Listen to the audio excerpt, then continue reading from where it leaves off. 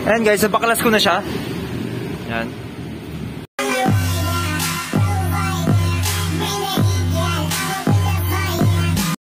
Ayun, hello guys. May tuturo ko sa inyo, napakasimple lang para sa mga naka NMAX B2 ulit. Yan, NMAX B2, Aerox B2, yan. Pare-parehas lang sila nung, ito, tuturo ko sa inyo paano tanggalin, palitan yung ating air filter. Kasi napaka-importante ito, lalo na sa mga fuel injected natin na motor. Kasi yung carb, madali na linisan yung carb pag dumumi. Kasi madumi yung air filter, pero yung FI, medyo maselan to guys. Kailangan yung throttle body nito laging malinis para hindi magkakaroon ng problema.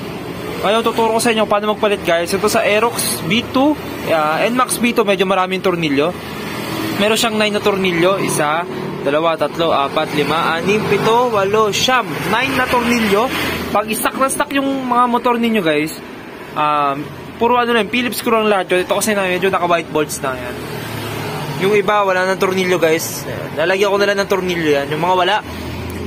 Ngayon guys, kailangan nyo munang, wala na kayo mababaklasin guys. Kailangan lang nyo lang baklasin itong 9 na Phillips screw. Kung stock yun sa inyo, yan, babaklasin ko muna to. Tapos magpapalit tayo ng filter. Ito yung papalit ko guys, aftermarket. Yan, ito yung price niya dito sa JK Works.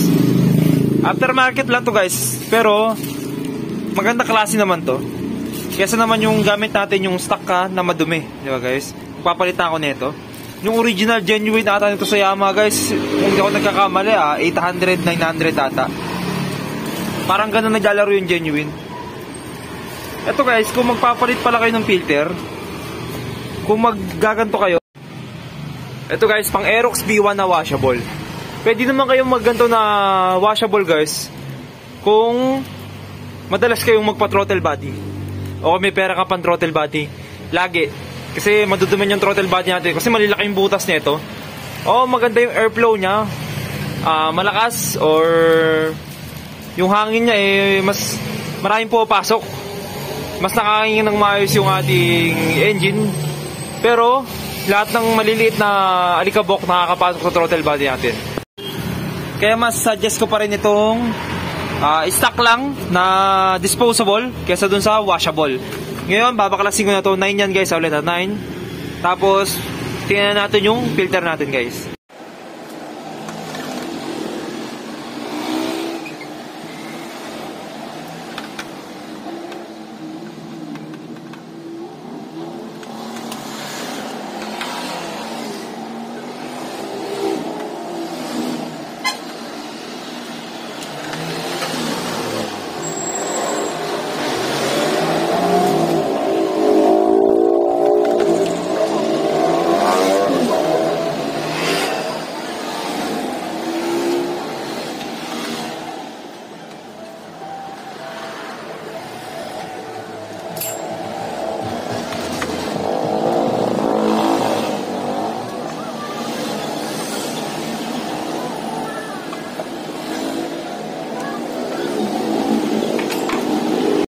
Ayan guys, nabaklas ko na siya. Ayan. Ito guys, ayan. Kita nyo, madumi na yan guys. So, yung dating may-ari kasi guys, napabayaan siguro. Nalinisan ko na to, nilinisan ko lang ng gas, tapos binugaan ko ng compressor. Kaya medyo naging kahit pa paano nabawasan. Pero ayoko na ng ganito guys, kasi kahit ganito to, nadumihan na rin to. Papasok dun sa ating throttle body, kaya papalitan ko na siya. Papalitan ko na siya ng bago.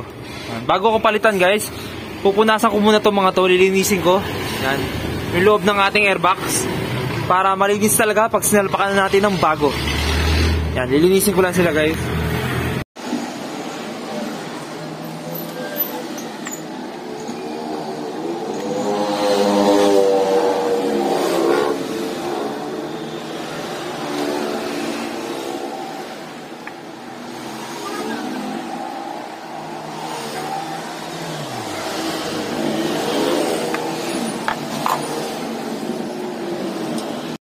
Ngayon, okay na guys. Ngayon, install na natin tong bagong filter.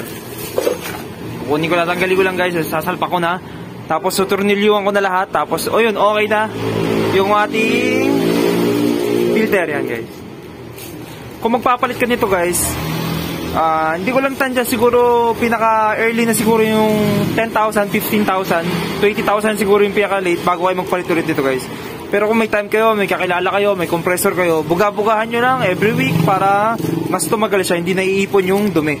Pero advice, 15,000, 20,000 palitan na yung filter para yung throttle body natin hindi lumala yung sira o magkasira, diba guys? Ngayon kakabit ko na to, isasarado ko na rin.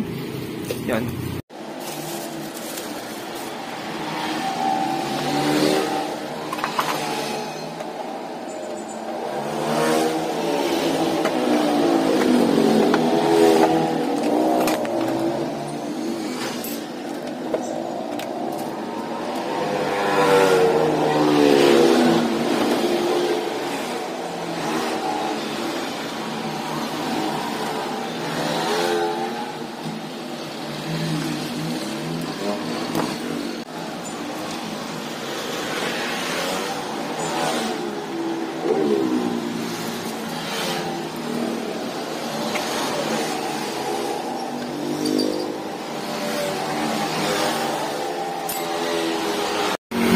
Yan guys, okay na.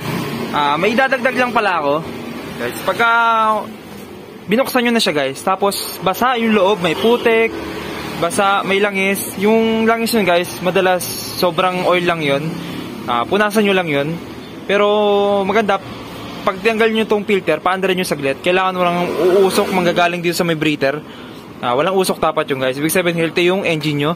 Pero kung may tubig naman, may putik guys, inspect nyo yung paligid ng airbox. Baka may butas. Tapos umulan, pinasok ng tubig. O kaya ito, yan, yung pagitan ng takip ng airbox natin, tsaka yung pinaka-airbox guys. Malamang yung seal nun, meron kasi itong part na to, at meron ding part na to ng seal. May nabibili yun, napapalitan yun, para hindi na pasukin ng tubig o kahit anong dyan, putik, diba guys? Palitan nyo lang siya pagka binuksan nyo, may ganun. Huwag nyo isasalpak, pupunasan lang, huwag nyo isasalpak yung bagong air filter lang kasi puputikan, matutubigan nyo guys, papatok sa throttle body natin. Sana may natutunan kayo guys, ganun na nakadali magpalit. Yan. Maraming salamat.